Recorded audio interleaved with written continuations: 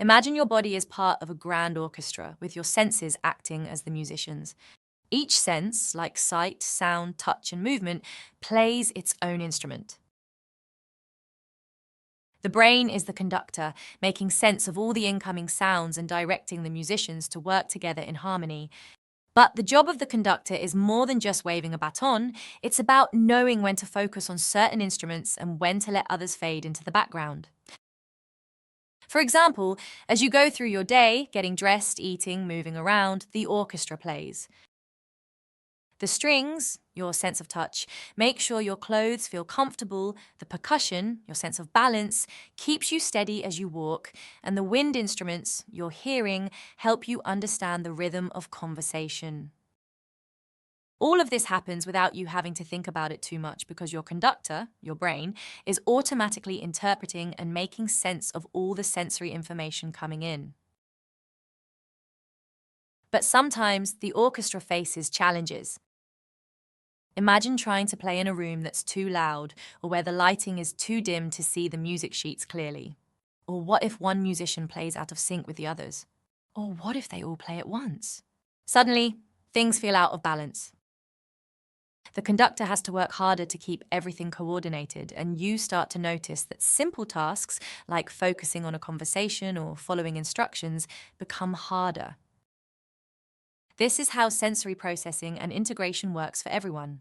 It's our brain's way of understanding the world around us and what's happening inside us, and whether to react to or ignore that information. We all have patterns in how our brain makes sense of sensory information and different sensitivities to certain sensory inputs. This is our unique sensory system. We all have moments where our environment or the task at hand doesn't quite support our sensory system. Maybe the lights are too bright, making it hard to concentrate, or a noisy room makes it difficult to follow a conversation. Sometimes your body feels out of sync, making movement or posture feel awkward. But just like an orchestra needs its conductor to stay in tune, we all need our brain to make sense of sensory input to help us move, socialize, learn, and work smoothly. When our conductor is in sync with the orchestra, the performance of daily life flows beautifully.